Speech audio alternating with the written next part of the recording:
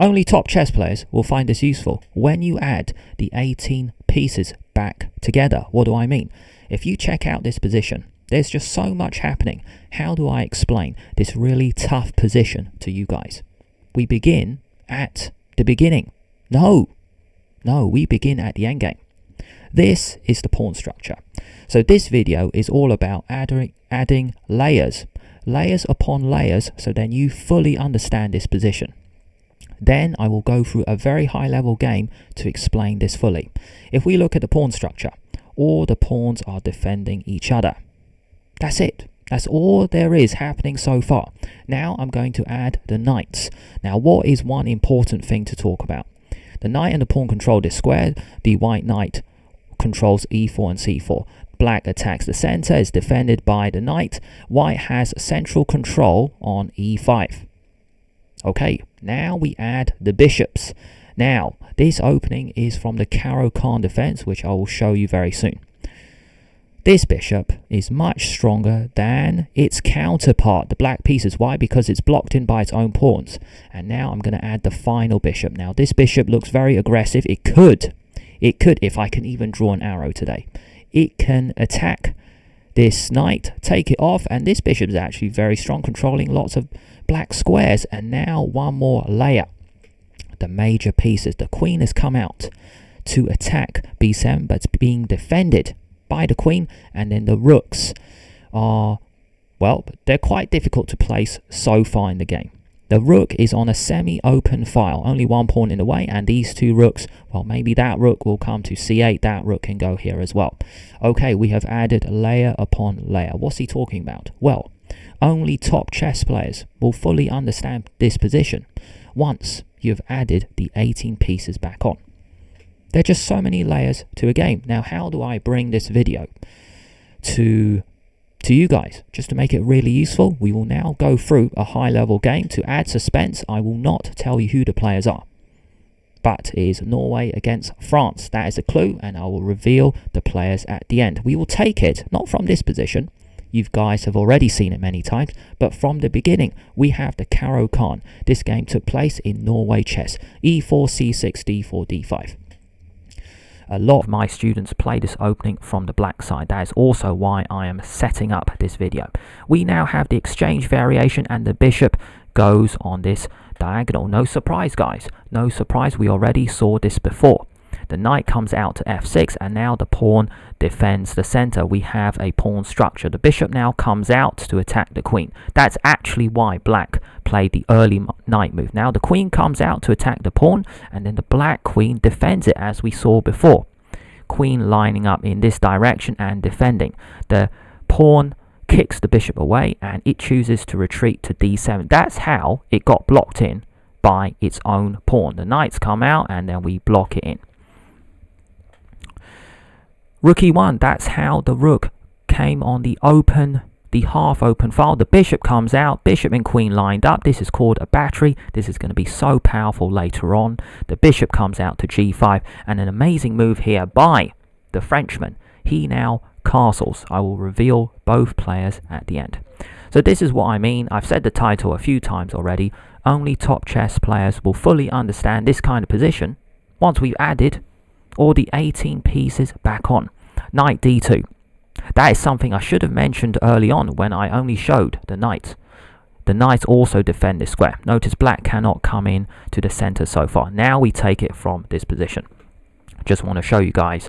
You might be thinking, why did William forget the fact that, well, maybe this pawn structure can be now damaged? Well, it's because this is now quite a very dynamic way for black to play. e5 can be a pawn push, and then later, I'm not going to spoil it right now, but the king and the rook come down the g file, and then there will be really cool attacking chances. If you go queen here, hitting the pawn, you've got this amazing move. Absolutely stunning move. Just king out the way. Nothing to be afraid of, guys, because now the bishop is actually locked in. Okay, let's go back 3 moves. 1, 2, 3. Back to the game. Knight d2 played, and a cool move by black, knight to h5. Why? because we want to control the dark squares. It's being controlled by the knight, bishop, and the queen. Turns out this queen is doing nothing right now. White chose to retreat it all the way back in order to put some attack on the knight. However, black kicks the bishop away, it goes back, and then the knight comes to f4. You don't really want to play this trade. Please note, not all trades are equal. This bishop is now standing very strong on this square, controlling lots of dark squares. That's why in this position, white chose to retreat the bishop all the way back. Now, we can take a moment just to glance at the quality of the bishops.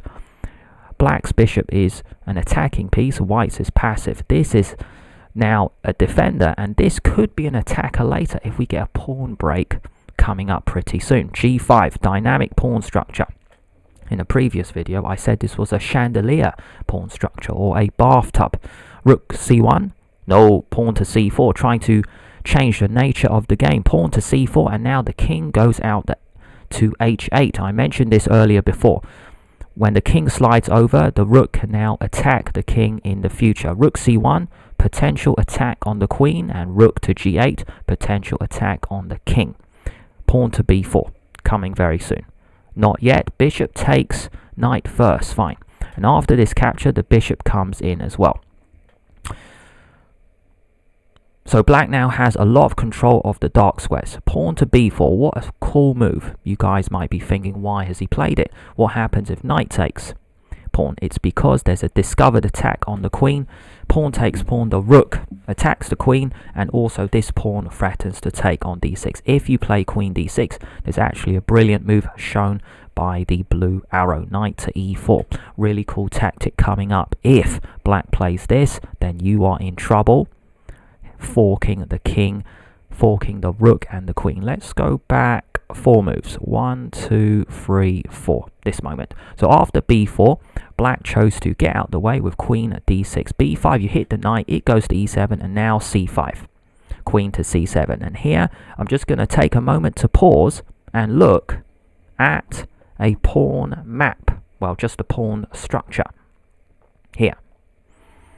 Imagine if all the pieces are off the board, white is now completely winning. This is called a pawn majority. So I've said the title a few times already in this video. I'll say it again. Only top players will understand these kind of positions when it's not just adding the 18 chess pieces back on, but also realizing the fact that when you take all the pieces off, you understand you get a winning pawn endgame. This is called a pawn majority. If we look on the queen side, on the right side of the board, it's 3 against 2. So no matter what happens, you will get a queen. Just push the pawn home. That king has no time to come closer, and you get promoted. So why is William just randomly flicking? Why is he just randomly transforming this position into a pawn endgame? Because this is what top chess players see. Only top players will recognize how to add the pieces back on and to just delete them. Now, we are so far away from this situation, but it's always something top players will consider. Now I'm going to go back to the game. All the pieces are back on the board. G3 played, hit the bishop. Very sketchy move, very suspective move, because it does invite a sacrifice. However, not going to play the sacrifice yet because black actually played pawn to g4 instead. After take, rook is now pinning the pawn to the king. It's such an aggressive position. It's such an attacking position for black. I mean, bishop goes to h3, hit the rook, it drops back. Why does it go here? Because the rook can go to g8. You are doubling rooks on the very next move. Notice you can't play this. That is attacking that pawn, because now we are crashing through in style. It is checkmate. Wherever you go, it is checkmate. Thank you very much. In this position, we can see checkmate. Let's go back 3 moves. 1, 2, 3. So back to this moment, back to the game, guys. The rook goes to g7. King goes out the way. And now we blow open the center. A pawn break here is an absolutely stunning move, but it's not even the fact that it's a pawn break. When black played pawn to e5, the bishops now have a staring contest. The first question here might be, well, what happens if white trades? After this trade, the queen comes in, and we'll actually see this very soon. Hey, We're seeing it right now. This is what happened in the game. Now, if we go back to this moment, after this, what if this? Well, you actually take this bishop, and there's just so much control. White is actually totally losing. Black also doubles, and just want to show you a really cool idea. After take, we can now check. That king is almost checkmate, and after king h2, now's your chance, guys. Pause the video now, or just let the timer run. I'll give you 5 seconds. A really cool little move, and it's going to be checkmate in 2. 5 seconds.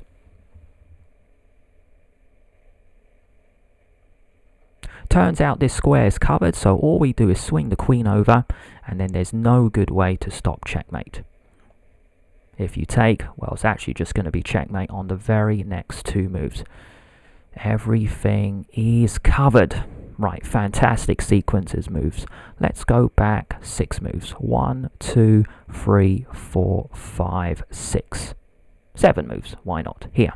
So pawn to e5 played. We are now back at the game. Bishop takes bishop, and queen takes. We are sliding into h3. Knight h2 just to defend. Maybe the knight comes here, the knight comes here to defend. The queen comes into h3 anyway. We can't take because it is mate on g2. So, after queen h3, rook g1 played, and we can double. It's this doubling idea, the fact that such a long time ago, do you remember? The g file opened up, and then there's just so much pressure here. Queen to e2, and now pawn to e4, covering the squares. Here's a important moment. You guys might be thinking, why didn't white just take the bishop? Here's a second moment for you guys to pause the video. I'll give you guys 5 seconds. Can you see a really cool move for black? Once you play it, it will be checkmate in 2 moves. 5 seconds. Rook to g2. There's no good way to defend this knight. If you take, it's the same thing. It is mate, and if you find a way to defend it, that is the problem. That rook doesn't defend the rook anymore, so it is mate that way round. So, those were the only 2 options. Here, white is in big trouble. Pawn to e4 is a fantastic move, stopping the knight coming in.